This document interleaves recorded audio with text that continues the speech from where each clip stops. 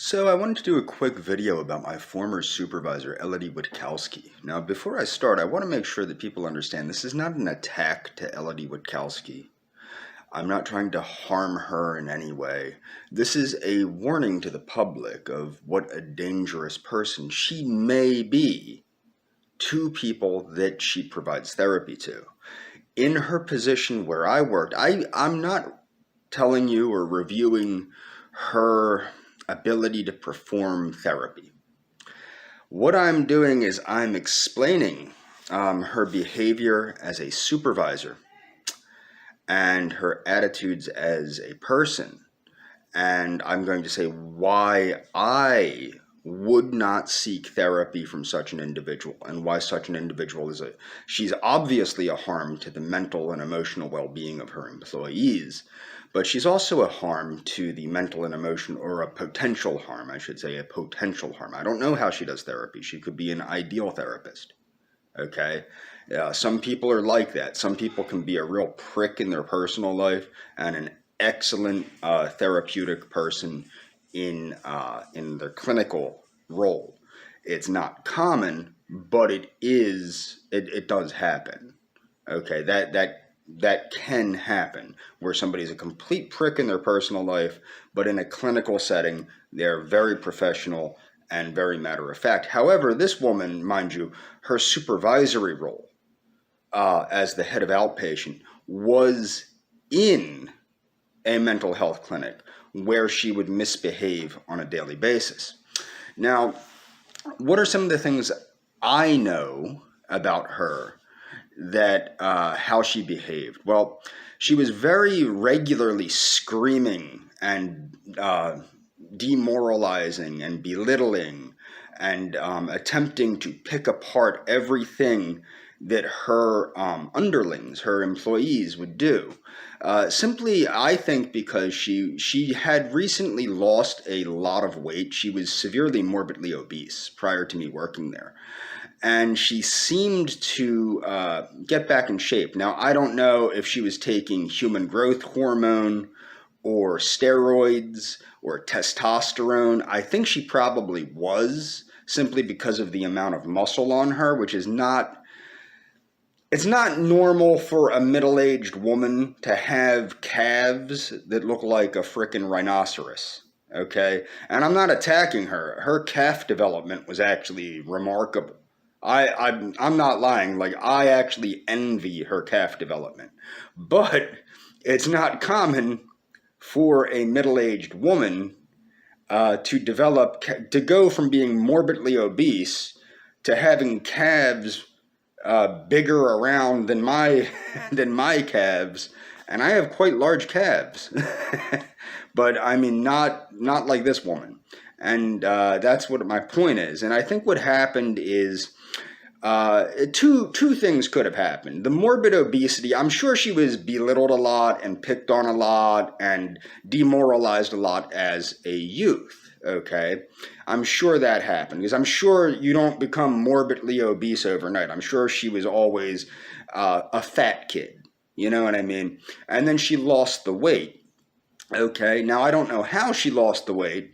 My presumption is even if it was just diet and exercise. She just followed a strict diet and exercised.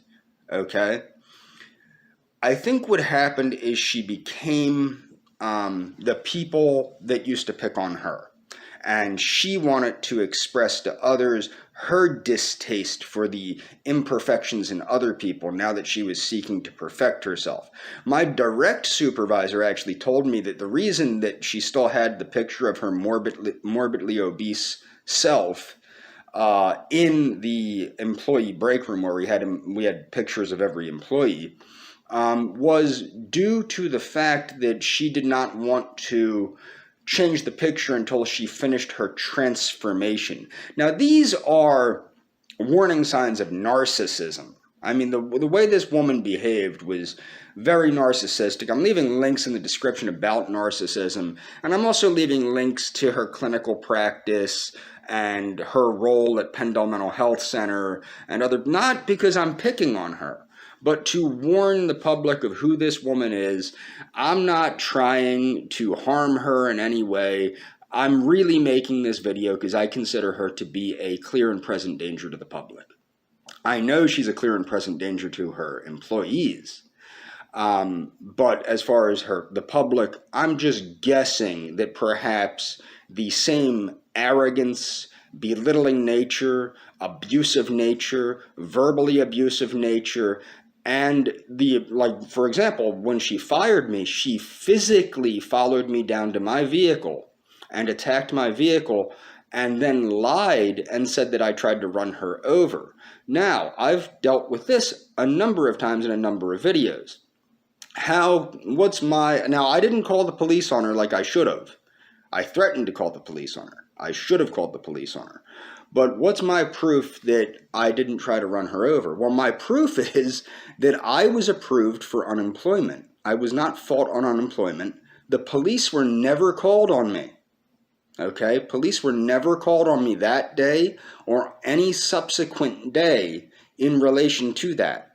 Okay, so she didn't call the police on me that day when I allegedly tried to run her over, nor did she call the police on me any subsequent day.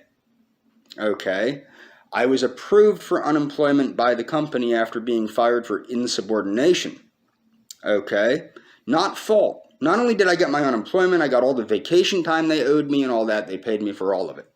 Okay, now a reasonable person would assume that if an employee tried to run over their boss, they would not have been able to get unemployment. They would not have been able to get the back pay of the vacation time they didn't take. They would have at least been fought on this, and also the police would have been called either that day or at least a subsequent day to make some sort of police report, and that the police would have then followed up and what have you. That never happened. Okay, now I can only say that I wish I called the police on her.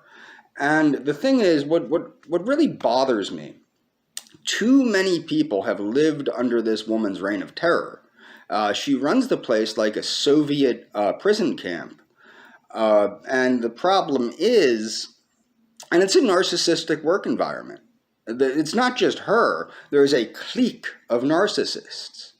However, the thing is, what you need to keep in mind, many people work under this woman's craziness, and many people leave because of this woman's craziness. The main reason they can't keep employees at this place in the outpatient part is because of this woman's craziness. And what happens is nobody says anything. And that's what I think is sad. I think it's sad that people allow this danger to the public to present itself over and over and over and over again, and nobody does so much as verbalize their concerns over this woman's abusive nature toward her employees and possibly to her clients. As I said, I don't know. I never received therapy from the woman, but I'm assuming that there's bleed over from one to the other. Okay? Doesn't mean there is. But I'm saying there could be, and there probably is. Okay? So my point is that this woman's behavior is dangerous to everyone that works there. She's the reason that they can't keep people, and I'm really just making this video because I know she watches my channel, and I know she ruminates over everything I post on this channel, and I just want her to know. I want her to seek the proper help to help her heal the psychic and emotional wounds that she has that have caused her to develop this narcissistic this inferiority complex that has led to this nastiness. Now, I could be wrong. She could have been nasty her whole life. I don't know her as a child, but I do think that this nastiness at work probably stems from her morbid obesity, her miraculous weight loss and putting on of muscle, and her pretty much her craziness. And I don't know if she's taking steroids, but I would tell her, you really probably should consider the dangers, both the psychological and the physical dangers of taking these substances if you're taking them.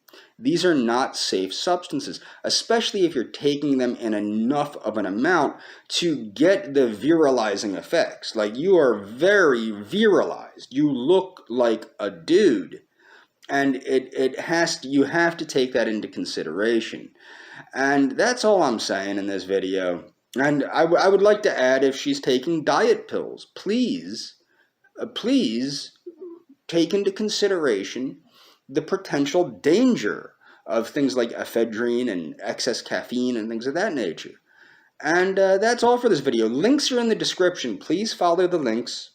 Please understand that this video is not to pick on this person. This is to try and encourage her to get the help that she needs to heal her psychic and emotional wounds, and perhaps even leave her place of employment so that the people can breathe a sigh of relief, and they might be able to get somebody in there that can actually run the place and retain employees. And that's all for this video.